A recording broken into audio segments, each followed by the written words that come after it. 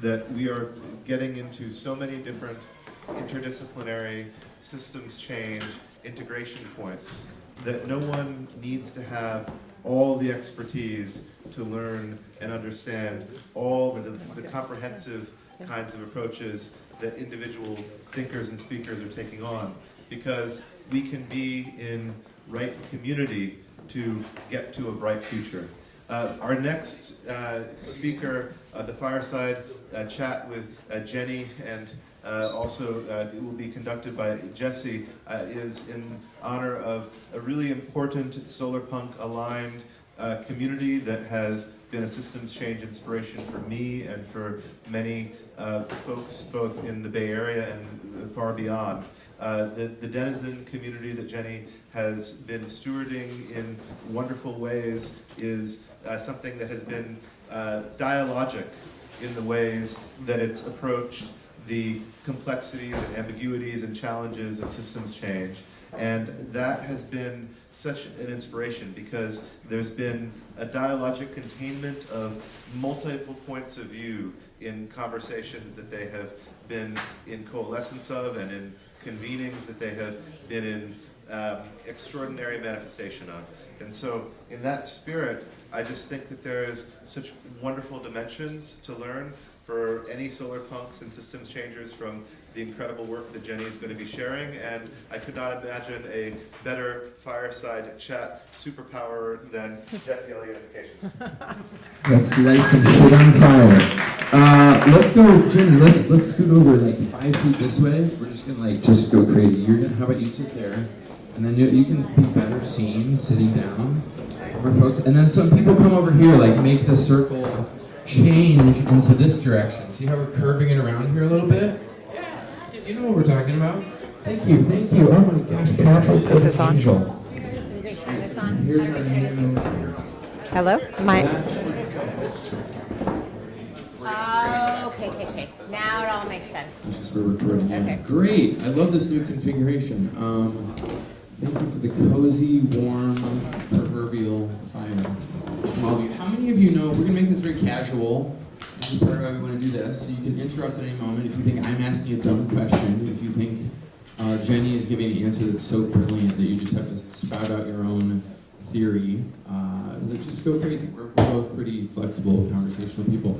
How many people know Denizen in some format, just so I get a sense of whether from Clubhouse or the podcast or the physical events and gatherings? Great, okay. So we got mostly new Denizen folks here, that's cool.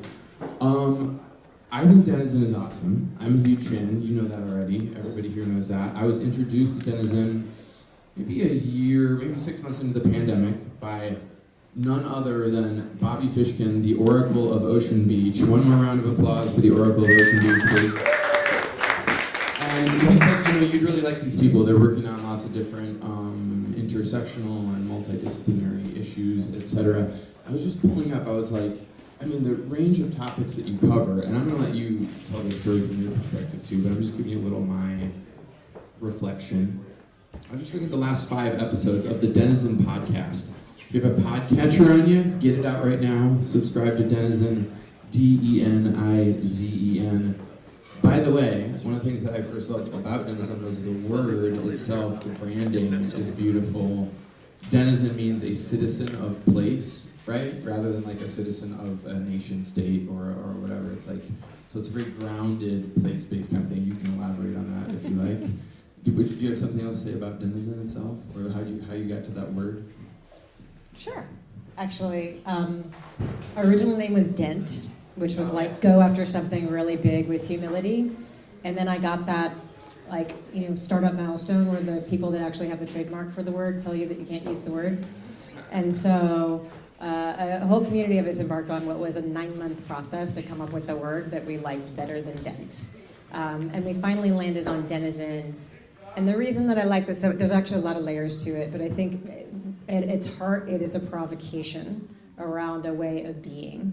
So a denizen is an inhabitant of a place. So if you think about alignment with the future that I'm sure we all envision, it's a question about what does it mean to be a denizen of yourself and your community and your planet.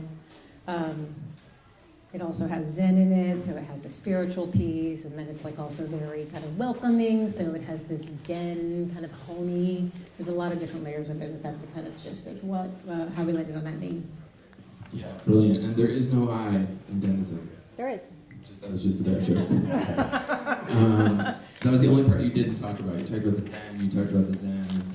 Yeah, there's the I, but it's a healthy I. It's like a healthy use of the identity. I don't know what I'm talking about. Here's the last 5 episodes, just chronologically. And these are, how many are you up to now? Like how many? The podcast, we have 51, but there's like hundreds of conversations in the archive that I haven't From produced. Clubhouse. So if you, which I can give anybody access to that wants the In archives. Clubhouse, Denizen was a mega famous, viral community in Clubhouse, essentially, for those of you who remember that and or are still using it. Last 5 episodes, Ethnocide and American Politics with Barrett Holmes Pittner. This is always an interview format, so we're turning the tables on you here. Post-growth entrepreneurship with Melanie Ryback. Are you following all these? Psychedelics and storytelling with Rick Doblin and Nirvan Mullick. Both pretty impressive humans. Currency innovation with Fernanda Ibarra.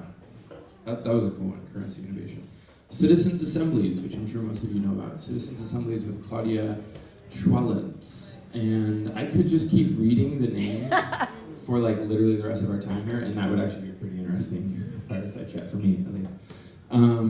But I would like to know, maybe more than like a professional lens, how you got to Denizen. How did your beliefs over time? Because I've heard you talk really compellingly about what you were going through as a person. Like you did some really impressive shit, right? And we can like send people your resume later and all that stuff. But like, what were beliefs that were associated with growing up versus going to school versus that first job afterwards versus the next? Like, how did that evolve for you? And you can take 10 minutes. Sure. No, I mean, I think when people ask me this question, a couple of turning points that come to mind when I think about my life. The first was when I was 19, and I went with my best friend to Israel. I grew up in Southern California, middle class, like very simple, took the same vacations every year in the Sierras. I hadn't really left the country.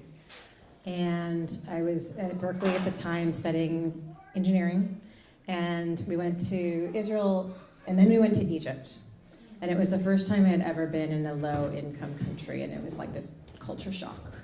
And I didn't have the experience that a lot of people have when they come from more advanced economies of just like, oh, I have it so good, and I want to help these people to live the way that I live. I actually had this provocation of just like, wow, my values are pretty fucked up. And these people are closer to things that I think are more fundamentally important in family. So that was one. Another kind of big moment in my life was the first time I became my first child, the birth of my first child. That's a kind of an identity crisis for anyone that's grown up, to have like your identity be so grounded in your resume and getting the next job and getting into the next school or whatever it was. And so, that was a really a meaningful provocation around what really mattered to me. I actually spent most of the first 7 or 8 years, I have 3 kids when they were young, working part-time with my kids, and so it was actually a rejection of the lean-in narrative that we were kind of being fed at the time. And I don't know how I actually kind of came around to like the way we change the system is to change the whole theory of change around it.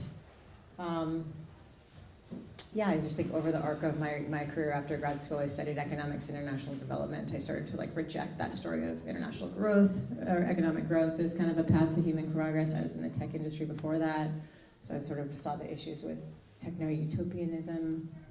But I don't know where I kind of landed on like the fundamental kind of theory of change around this awareness that we're all complicit with a system that is broken, and that we all ought to act holistically, lest we perpetuate far more problems than we're actually trying to solve.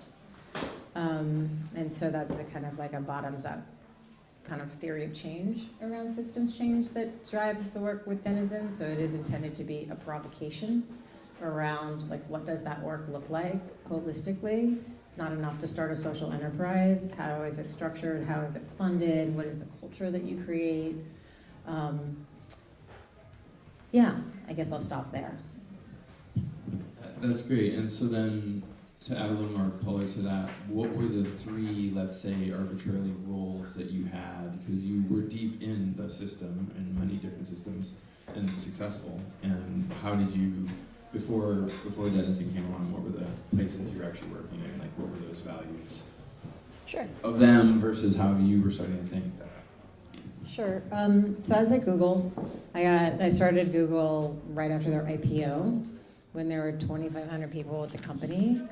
So it was this really kind of golden moment in Silicon Valley where we were really convinced that, like, you know, technology could have all this positive impact in the world, and Google had do no evil was still part of its corporate mantras, and you know, organize all the world's information and make it universally accessible. That sounded really compelling. So I was there for 4 years, and I just like was really not interested in building an ad business at the end of the day. It didn't get me out of bed in the morning. I was concurrently reading books like The End of Poverty by Jeff Sachs and Bill Easterly's White Man Burden, Amartya Sen's Development is Freedom. Ever since that like initial trip to Israel and Egypt, I was really interested in economic development. So I left Google and left tech, but I wound up marrying my boyfriend at the time. So I also have had this like front row seat to Silicon Valley entrepreneurial ecosystem and venture capital. So I like deeply get that whole kind of universe. And then I left and went to the Kennedy School at Harvard. And I did this program in economics and international development that was started by Jeff Sachs, who was the architect of the Millennium Development Goals and the Sustainable Development Goals. You know, and it was designed to be like the premier program in the world for economic development. The vast majority of my classmates were from low-income countries. And it was all about economic growth. And literally, like, it was like an econ master's. And I was just like, I mean, I loved it, and I was just really underwhelmed that we weren't asking any first principles questions around, like, what is justice? What is an economy for? We had just used this kind of tool of economic growth to bring people out of poverty in East Asia, but we didn't really, like, it was the end. It was in a conversation about means to an end. And then there was also just, like, behavioral economics wasn't part of our core curriculum, which I felt like, how the fuck are you supposed to design policy interventions without understanding like how humans like tick? So it was really fascinating, but it also left me pretty underwhelmed. And then I came back to Silicon Valley went to google.org. I was kind of interested in this lens of like, how do we use the resources of Silicon Valley to affect change in a positive way in the world, whether that be big tech companies, so I was at google.org for a while, or philanthropic capital. So I worked with some Silicon Valley billionaires, helping them with their philanthropic strategy, or like working with nonprofits and governments. So I kind of did a whole bunch of different things in that vein. And I think somehow I kind of like started to circle around capitalism and questions about the economy and how we might reform it. I did a project where I went really deep looking into benefit corps and public, you know, B corps and public benefit corps and that whole kind of marginal reform on capitalism, and I was holding on to this question of like, does that really get us there or not? And so concurrently with all of that, I was also just organizing my friends at home to read white papers and talk about them, because I really liked to do that in grad school, and I missed doing that. And so I was just doing that for fun for a lot of years. That was in like the 20 teens? This was like, yeah, 20 teens, yeah, on and off. First it was called Digento, and then it was called Salon on Saint Germain, and then during the pandemic I started to do it virtually, and we called it Dent. And it was like 30 friends on Zoom, but my 30 friends were, you know, senior people from Facebook and nonprofit founders and Stanford professors, and so, and I would pick a topic that I felt like we should understand, and if somebody wasn't in the room, I knew someone or somebody else does that was at the forefront of that work. And so about, I don't know, 5 or 6 conversations in, people were like, you should move these to an audience, and like up somewhere where you can have an audience. That's when I moved to Clubhouse. It was one of the first clubs on Clubhouse, and, you know, as Jesse mentioned, it What took month off. was that? What month was I that? don't know. What date? Maybe June 2020. Yeah, okay. So very early in Clubhouse. Yeah, it was 2,500 people on Clubhouse, same number as Google. Funny. And then Clubhouse like went to 10 million when I was there. I was one of the first clubs. That's why it blew up. Yeah. And did you Feel like, I'm just trying to think about the different faders of your experience. Did you feel at that point like Silicon Valley still had some hope to help? Like, did you have more or less than you first? Did you feel like capitalism was still like a good thing to look at? Did you feel like media and spreading ideas were like, how was all that stuff crossfading for you in terms of gaining or losing faith in the levers of change? So I think my central question was, can we reform capitalism, or do we have to challenge its fundamental tenets?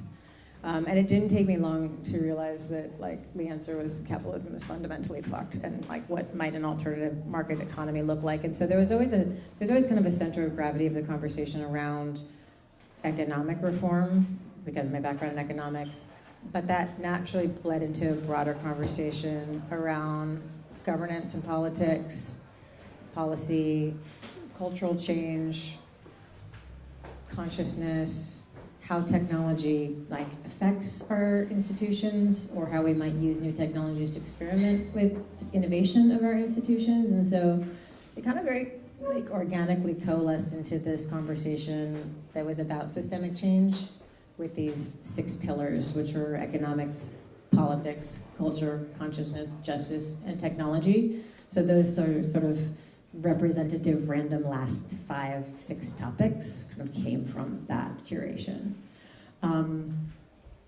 Yeah, so we started bleeding into all of these other topics, but I've been curating through that lens all the time. I have so many questions based on that, but Gina is going to jump in with an audience question. This is Gina from Kinlea, and I don't know if you'd like to introduce yourself in any other way as Gina. Sure. If so, come right here. Okay, hi, nice to meet you. Yeah, I'm from Kinlea, which is a platform for events and community, and we're focused on events where people can connect and meet each other. Kinlea.com. And my question... Kinlea helped out quite a bit with Yeah. this whole thing. So how about a round of applause for Gina? Thank you. And that's spelled Kinlia, if anybody doesn't get a confusing headline. Anyway, my question is, when you say, oh, capitalism is needs to be replaced and doesn't work, and I was actually having a conversation with somebody about this earlier this week, who is a, entrepreneur, capitalist, tech person, and I was saying, well, I feel like the problem is that the commons, biodiversity, nature hasn't been priced into capitalism. And if we found a way to price it so that everything you do, how much is that affecting nature, and that raises the price of the good or the service, that could capitalism work under? Now obviously that's a challenge, to price in the commons, to price in nature, animals, plants, all that stuff. But if we could do that, and everybody agreed to that, and there was a system that worked, could we reform capitalism that way? And if not, how do you see what's viable replacement? That's my question. Yeah, and Gina, I think you might, because you are so busy with all of your amazing events. Did you see the last workshop just before this? No, I just got The here. irony, I love it. Which addressed a lot of that. So yeah, that's a great question. We'll get Jenny's hot take on it. But I like how all these conversations are connecting. And I got another follow-up question after that. So this is an ongoing inquiry, and we're going to be at it for a really long time. So I can tell you my current point of view and what the threshold of that inquiry looks like now. Neoclassical economics would have us believe that governments could price in externalities, and the resulting outcomes of the market economy would yield an alignment with the social. And that hasn't been the case because of a lot of reasons, with corruption and the way that governments function. But I also think that the notion that we could kind of actually do that, given the complexity of the system, I don't think that's particularly feasible. I think also... And just to if folks aren't deep in said is that the bad shit that we're doing to the planet or each other or whatever would eventually take care of itself theoretically because the market, that it would become profitable for somebody in the market to figure the bad shit out too, right? When you say negative externalities. Yeah, so negative externalities are pollution, and so if you, ostensibly, if you tax, then you produce less pollution in alignment with the social value. But the fundamental objective, there's also a question of like, what do we mean by capitalism? Like, I think that's not necessarily clear. Right. For me, capitalism is an economy that is, like, its objective function is about growth and wealth accumulation. And so that's the part of it that I think is fundamentally fucked. And I think people conflate capitalism with the market economy. So the question I've been holding is like, what is a market economy that doesn't throw out the baby with the bathwater? So retains all the things that are valuable about decentralization of market and the price mechanism, et cetera, but has a different objective function. So if you look at like social enterprise or impact investing, it kind of has like these two competing things that are in tension, which is optimizing for profit and whatever the purpose of the firm might be. Which sort of implies like one of them is the objective function and the other one is the constraint. There's something you're optimizing for subject to a constraint around something else. You can't optimize for both simultaneously necessarily, right? And so what I've been exploring is what does an economy look like that has profit in service of purpose, not fundamentally in tension. So we've looked at some of these different corporate forms that try to instantiate that in the incentive structure and the legal structures of the firm, which I would dub as not capitalism, right? And so, and then you can get into like, okay, so rather than thinking about like, I mean, you could argue that there are ways in which decision-making at the level of the firm takes those things into account. So effectively, you have stakeholder-driven decision-making. Ideally, the people who have the misaligned incentives aren't even at the table deciding what the firm does. Right. So you're something like B Corps and things like that? No, I mean, do we want to get into like a geeky conversation about the economic side? I mean, I'm happy to. I was just curious yeah. which, when you said certain corporate forms, I was just curious. B Corps don't actually address the incentive misalignment. Co-ops still have incentive misalignments. Steward ownership is supposed to address incentive misalignment. It's pretty fragile, as we saw with OpenAI and MAPS. So post-growth economics, post-growth entrepreneurship, the recent conversation with Melanie is kind of like the most, most frontier form that I've seen that really addresses the extraction incentives. So this is kind of this is like largely the center of gravity of the Denizen inquiry has been exploring these questions around economics and corporate governance, but as you saw, we're bleeding into questions of justice and questions of consciousness and culture, et cetera. So, and a lot of what I do in the podcast episodes is I try to have a 1 hour, 15-minute conversation that you can come in on a topic and come out with a robust understanding. And if you want to go down the rabbit hole, I give you all the resources and the research that I did to do it. And then I also try to interweave the topics in the discourse in the episodes. And then we, as a community, alongside that, talk about them. Did you have a question? Yeah. I did. I wanted to ask about the events of the last 2 weeks and how it affects this work going forward. Defunding global aid having massive repercussions, and also taking off safeguards for human health in industry. So those are game changers. And I also wanted to ask then, is this initiative that you see us doing extra-governmental, and so how would we work that as a structure?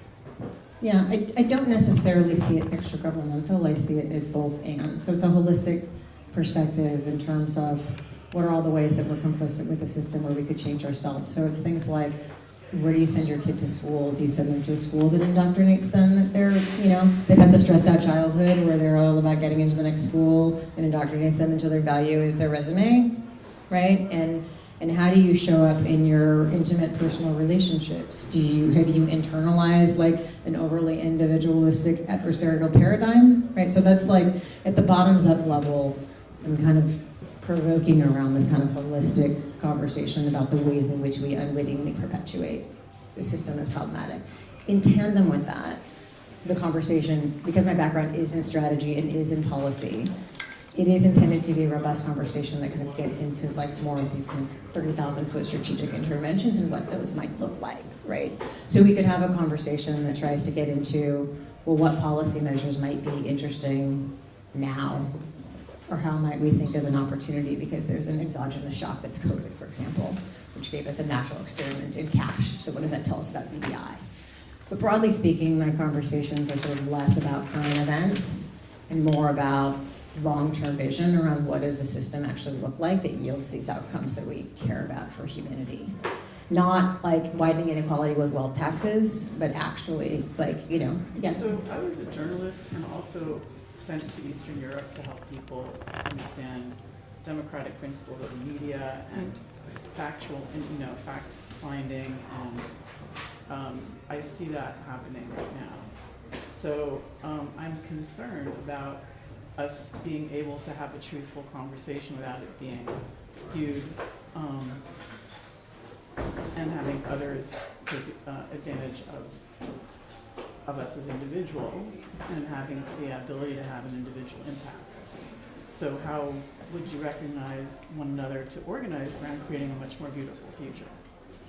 So we have conversations about the media landscape and like information ecology and the implications of social media and how we might think about regulating it, and decentralized social media as alternate spaces to try to understand where we're at and where we might go. It's just like a foundational understanding of our time, which I think is important if you care about these things, right?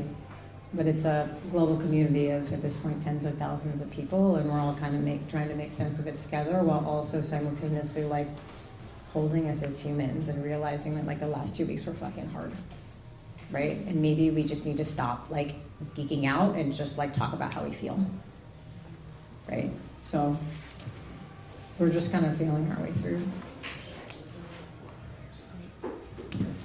Yeah, amazing. And that's what's so great about Denizen as a podcast, is it is this process in real time.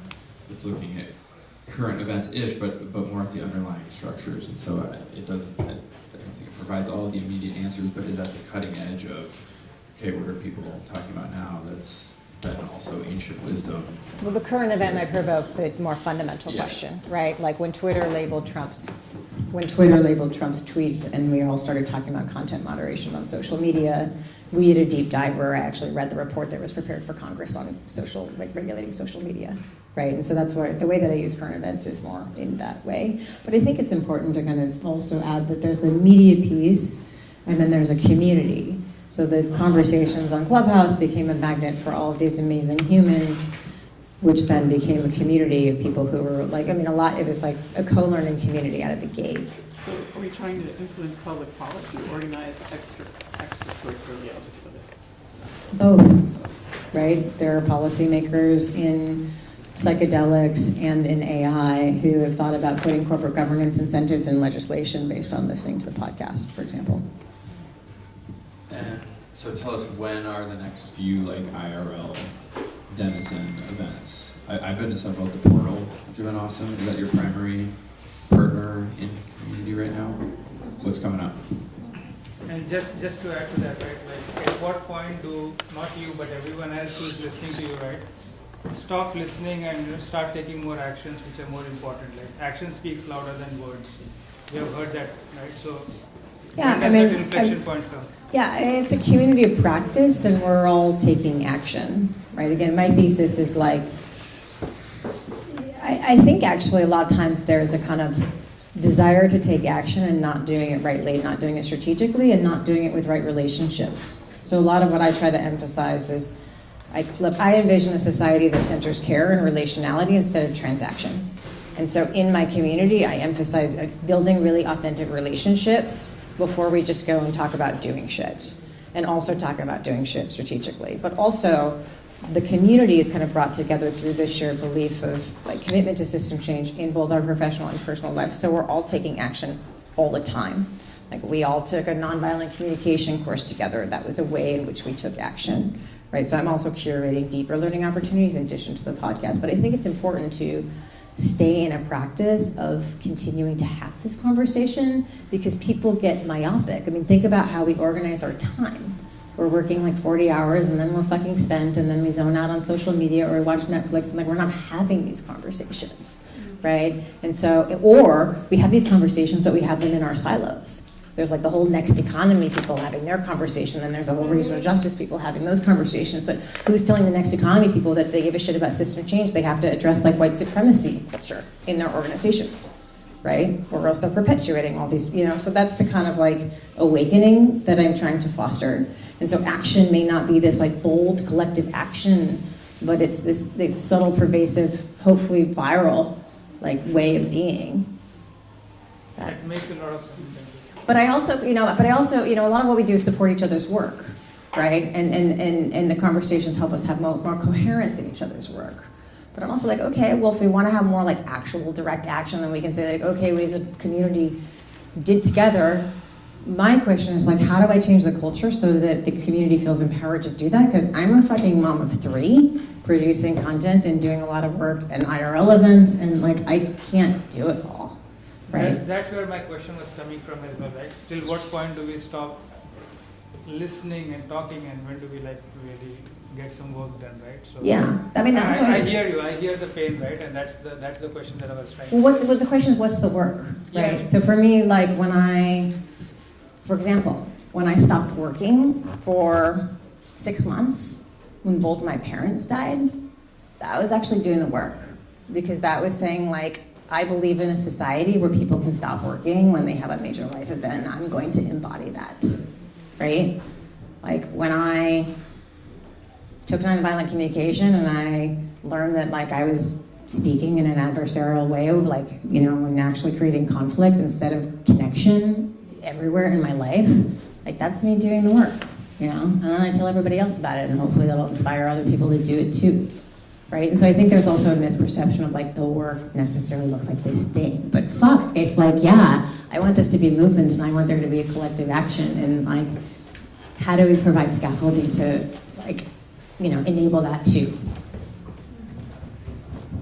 And also the action. I'm not saying you're saying this, but that taken to an extreme, I think, is the move fast and break things world that results in Trump and Musk and whoever else is constantly taking action all the time. So I don't know, I think it's a good balance that you all have between understanding thought versus conversation versus community work versus outward facing work. It's more complex, I think, than just those two. But it's a great question that I've seen you wrestle with a lot. Yeah. You had one. Yeah, I'm curious. Do you want me to put them? I don't know. No, It's okay, we can hear you. Yeah, cool. But repeat what you say, because there's a live stream and they wouldn't know otherwise. Okay.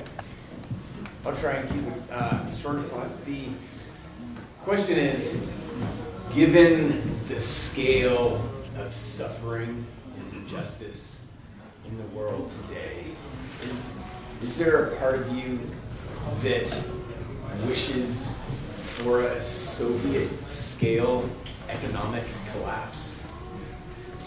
Go ahead, Jenny.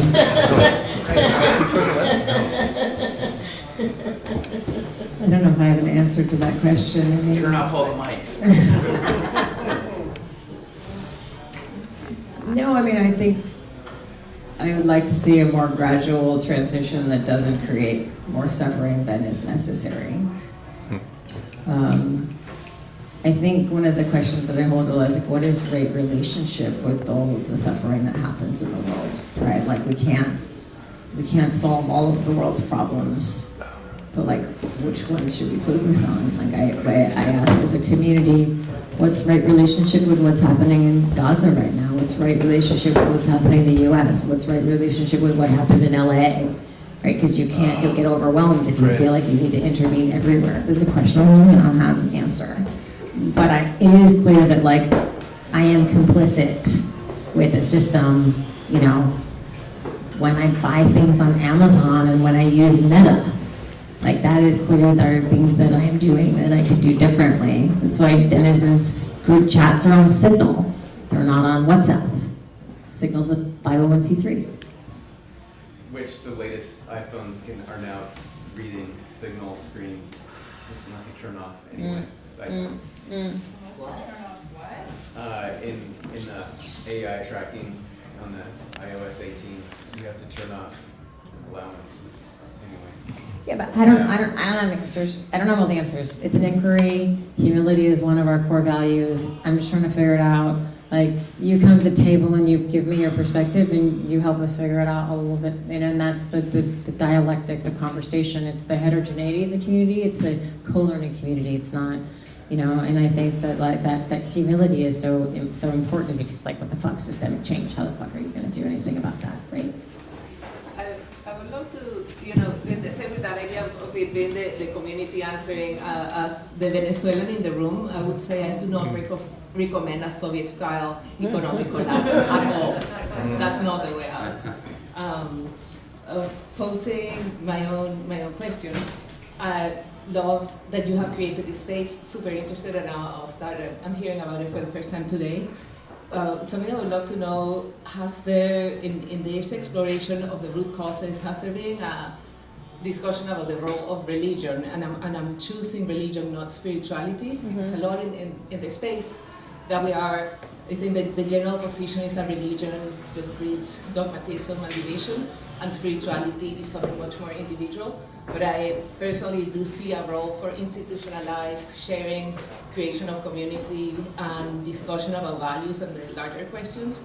So wondering is if organized religion has been brought up as one of the themes or the anchors for system change. I mean, I would put this under the kind of broad tent of consciousness, where we have had conversations sort of exploring, not as much as I would like, but I mean, I can, like, the laundry list of things I'd like to explore, and hopefully will eventually, is very, very, very long. We've had conversations looking at sort of like what was lost with the decline of organized religion, the things that you're kind of pointing to. We've also talked about like the Protestant work ethic and how that affects society from a cultural perspective. We've looked at like spirituality and living authentically, and why we're conditioned to not live in alignment with ourselves, and how coming in, you know, the number one regret of the dying is I wish I'd lived a life true to myself and not what others expected of me. The number one regret of the dying. So we've had conversations about like, why don't we live in connection to intuition? We've also had conversations about like, you know, our nervous system and understanding, and the kind of connection to consciousness and being in our optimal zone, and the wise self, and internal family systems. And so there's a lot that we've been kind of dancing around these questions of, but you know, yeah, I mean, interested. I mean, there is backward looking to understand, you know, to inform forward looking, you know, strategy and solutions. So there certainly is that, and sort of spirituality and consciousness and religion and the history of religion and what was lost, and it's certainly a big part of it. And for Venezuelans and otherwise, did you say when the next in-person event is? So I have a membership with the Portal, or sorry, a partnership with the Portal. It's a members club in Mill Valley, where I've been doing a monthly salon in person to give us like back to the living room where we all started. There's actually those are on pause right now because I'm focused on fundraising. And I was just stretched too thin to make progress on that. I also do a quarterly social. We've been, Bobby's been a very dedicated participant in that, where I'm really interested actually in evolving into like opportunities to be of service, opportunities to better, you know, build intimacy with our bioregions, getting our hands dirty, building bridges to other communities, like, you know, curating something unique each quarter.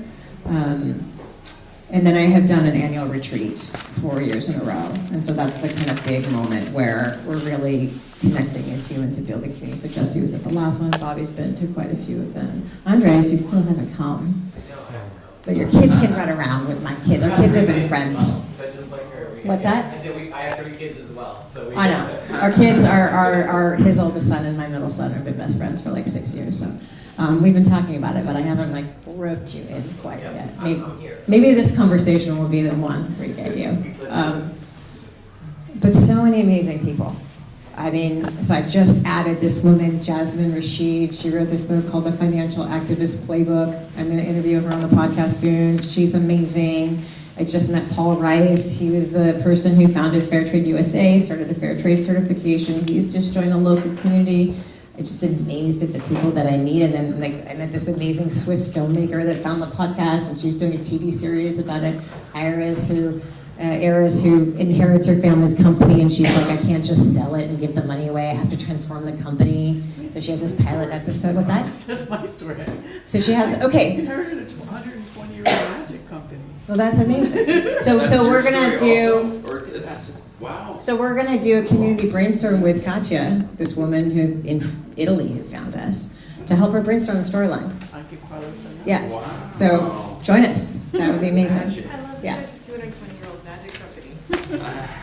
But the retreat is really about building community. It's not about broadcasting a conversation, because that's what we do with the media all the time. It's really about like time to connect as humans. And I tell people, like, talk about your kids and your parents and your love life before you talk about what you do, because I really think it's important to build really intimate human relationships at the base of everything that we do. And so then, just to get as far away from humanity as possible, tell us about fundraising. And you mentioned that the live events are on pause because you're getting serious in fundraising. What do you need in terms of resources? I mean, there's a lot of smart, well-connected people in this room. They probably know a lot of other cool people. How could we help Denizen get to whatever goals are next? Yeah, well, first I want to tell the story of like how I wanted to sustain Denizen and how it failed. Because I think it's interesting. So the whole thing is like you have to walk the walk, you can't talk the talk, which means that like everything I has to do, I think about like how do I embody what I'm talking about and not just like reflexively do the whole system. And so when I officially launched the website and the podcast in late 2021, I launched alongside a gift model, and I was like, I'm gonna give this away for free, and I'm gonna ask for like financial like reciprocity rather than charging for it. Because there's always this, you price for something, you kind of crowd out intrinsic and altruistic motivations. I also just didn't want like any sort of financial barrier to being part of the community or the media. And it was not successful. Very few people actually contributed, and I'm sure that was a lot of like my own doing of just like not feeling comfortable asking for what I needed. And then more recently, and that was kind of intended to be structured as a steward-owned company. So steward ownership, if you are interested in economic reform, it's an important concept to understand. I have an episode on it, and there's an amazing white paper that links to. But it's like a more like legally bound way of keeping profit in check. So I wanted to launch as a steward-owned company, but then I wound up converting to a nonprofit. So now we're a nonprofit, so anybody that contributes to Denizen gets the tax write-off. I think it's better optics. I'm not doing this to get rich, or else I would stay at Google. So yeah, now we're a nonprofit, and now I'm fundraising I've been doing the podcast bi-weekly. I want to ramp to weekly. I want to diversify into video. A lot of people told me that's really important. Some people just like are not audio, they want video. Also into short form content. And so I'm fundraising $250K to be able to do that and also pay myself, because I've been doing this pro bono for 4 years because I love it, but that doesn't really work for me anymore. I just, so I was thinking about it because next week is Valentine's Day, and it's my first Valentine's Day being single in 25 years. So I was like, okay, it's a good week to practice self-love. And so I had this year, I actually just published, I started a personal Substack a couple weeks ago. I've been blogging on and off over the years. If you go back to my Harvard days, there's like this little treasure trove of blog posts from 15 years ago, including the last one on my WordPress, which is Disrupting Capitalism. So my early thoughts around the movement to change the economy. Yeah, it's pretty funny. And I posted this post called The Big Upgrade. And it's the things that I learned stopping work entirely to address my marriage. I read a dozen different books, and I gave it's like a book report, a summary of a dozen different books. One of the things that was really interesting that I learned is like the way that I was thinking about my love life was like, you have an objective function. So I'm an engineer, so I'm thinking about an objective function. It's like a formula, and you have these variables. Here are the things that matter to me. And then I can put the value of the variables and it adds up. And does the addition to that meet some threshold? This is actually how B Corp certification works. For those of you who are familiar with B Corp certification, there's all these variables and you just have to be a threshold. So you can be super low on something and that's okay as long as in aggregate you get to some number. And so that's kind of the way that I was thinking about my love life, and I realized that like that's not the way that you should think about it, because there are certain variables for which you have to have like a floor and a standard, and so those don't get outweighed by something else being awesome, right? So like it's not okay that the sex is great if you can't treat me with basic consideration, for example. I learned that. And also, it's just like it's not okay if I fucking love this work and it's so amazing and impactful and it doesn't pay me. So this is also me stepping into like the discomfort of having this conversation and stepping into loving myself and not accepting, even though it's like the most amazing work ever. So yeah, I was actually thinking about this week, in my week of self-love, like asking 100 people to financially contribute to Denizen, because even like small amounts could really add up. So if this is inspiring and you want to be a part of it and support it, it is the #1 thing that I need. Cool. Love it. I'm also now fascinated with the implication that marriage is like the OG B Corp. Well, so the #1 most listened to conversation on the podcast. Can you guess? I think I know the answer to this because I've heard you. Well, I think I've heard you say it's unethical non-monogamy. This is right. #1, not surprising. It's a 2-part conversation, and the second part of the conversation is like, how is this relevant for systems change?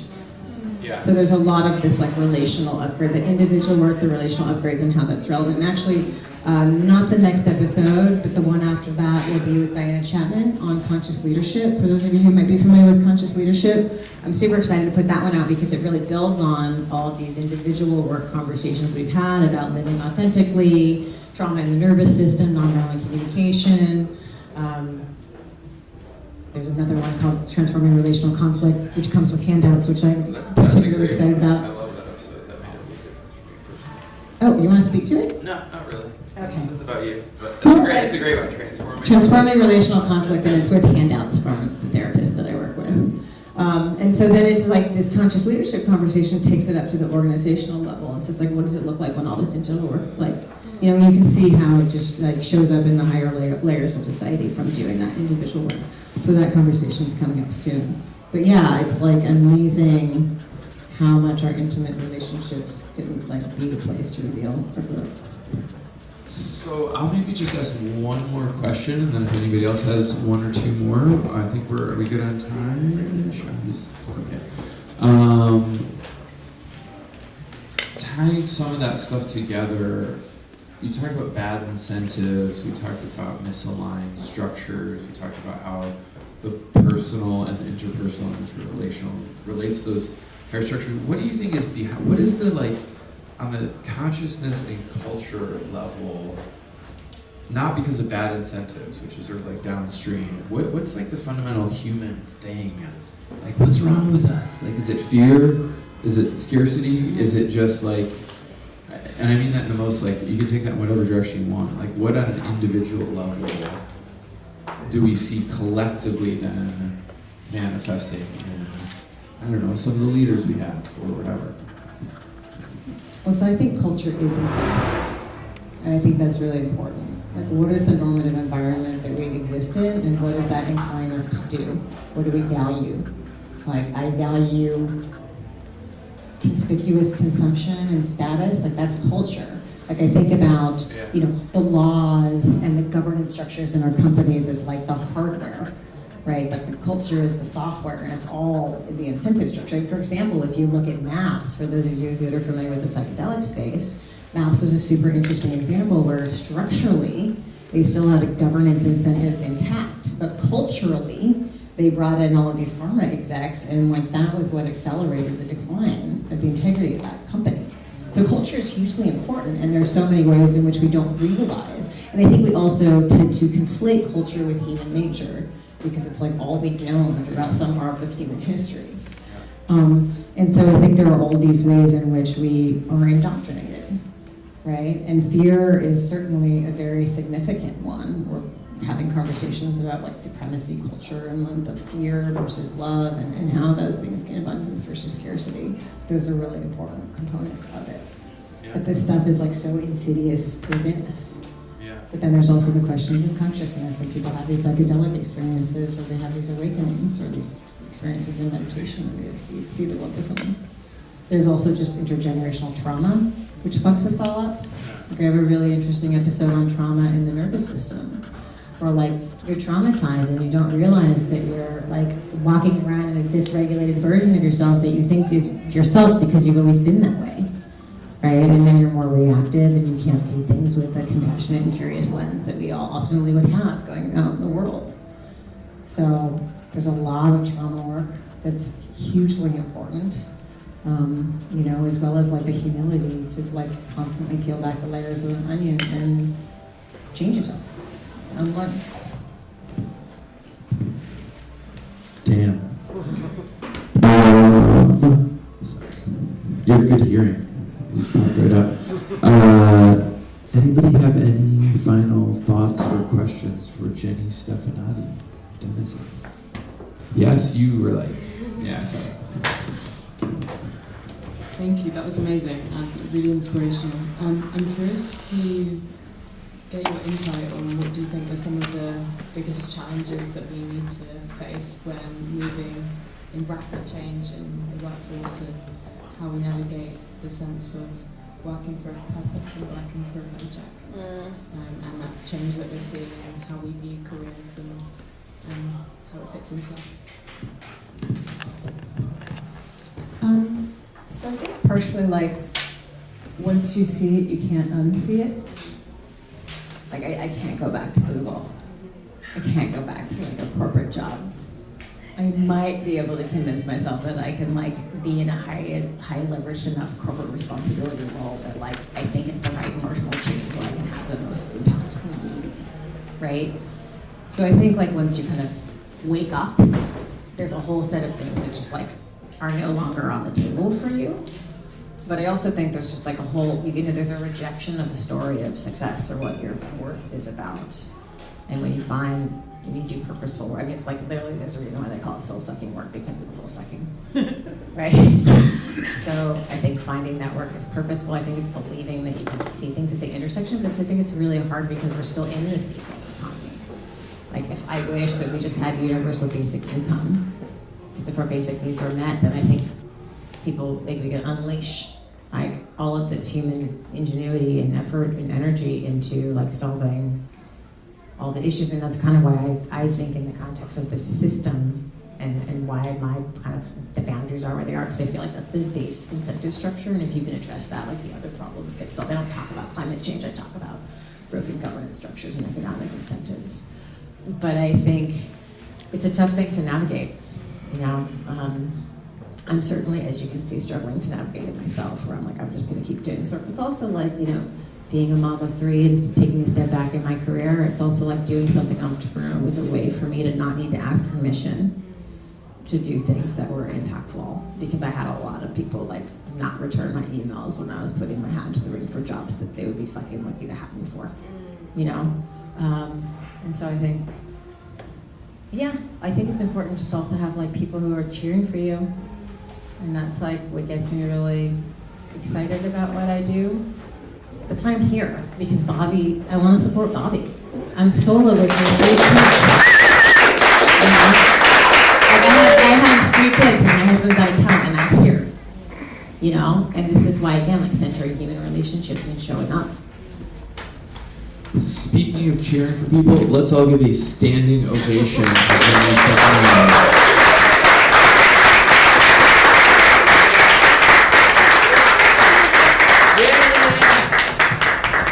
I'm just having a thought, which is that if we're going to have universal basic income, we have to do it for each other. We're all waiting for permission from the existing structure to say, yes, we're going to now do universal basic income. I think if we each gave you $1 every month, and you gave whoever you think is worth it $1, that would be the way to build to that. Yeah, and I don't think it's going to happen otherwise.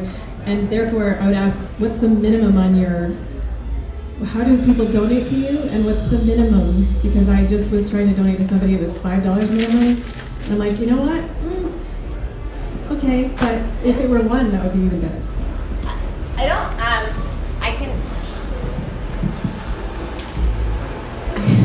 I can check with the platform that I use. It's like a couple months ago that I converted to a nonprofit. I don't think there's a min. It uses Zeppi. They don't charge any fees, so everything goes to the org. But yeah, you know, I support like all of my friends who are content producers. I support them with recurring revenue. It's like $5 a month. I spend $5 like multiple times a week buying a cappuccino, you know, and I know how important the work is, and so I support a lot of people in that way. But yeah, I don't think there's a minimum. So if you go on, so the website is becomingdenizen.com. There's a newsletter. That's a really important way that you stay plugged in. So when there's a new episode that comes out, I send an email about the content, but also I'm partnering with a dozen organizations like the Buckminster Fuller Institute, and so when they do announcements, I put them in there. But also, because everybody presumably in this room is Bay Area based, there's a very strong Bay Area community. We have a Bay Area signal group, as I mentioned, so we're happy to maybe just ping Bobby, we can get you all plugged in, and that's a place where like anytime there's local events, we're talking about that there. More of an offering for you. Earlier you talked about getting your hands dirty. Yeah. Without going into the long story, I have been involved with systems change for a long time and have moved through many different frameworks through the tunnel back to nature itself. And farm on a weekly basis, agree with and have found that healthy ecosystems provide a lot of the blueprint of systemic change. It's all there. The design principles, soil equating to culture, to paradigm, the relational structures, the institutional structures, the capital flow, the behaviors, it's all there. And in the work that I've done around this, one of the challenges is creating a shared understanding of what we mean when we say that and what it actually involves, and where is the image we can look to that we're trying to live into. And there is, in my view, no better, no more decolonized way of learning and embodying systemic change than actually through land stewardship and through farming. If you can restore soil and restore its regenerative capacity for change, you know exactly what to do off the land. So if you all want to come farm, let me know. You know what this makes me think of is Where is the farm? Green Gulch. Is there one? Yeah, Oh, okay, it's close by. So you also will farm with bugs and benefit from. Yeah, some of you probably read Robin Wall Kimmerer's Creating Sweetgrass. She talks about like in restoring the land, we restore ourselves. Yeah, and most of it, Fundamental separation of 100%, and I really try to again practice what I preach. So like at our retreats, for example, I try to take a restorative land relationship with the venue. So the first retreat, I had people clearing the hillside for a controlled burn and gardening and picking olives, and so, but yeah, I definitely want to do more of that and less of this. So when I get to the retreat, I'm like, we're not talking, we're making art, and we're like, you know, yeah, exactly, yeah. Okay, well, thank you for having me.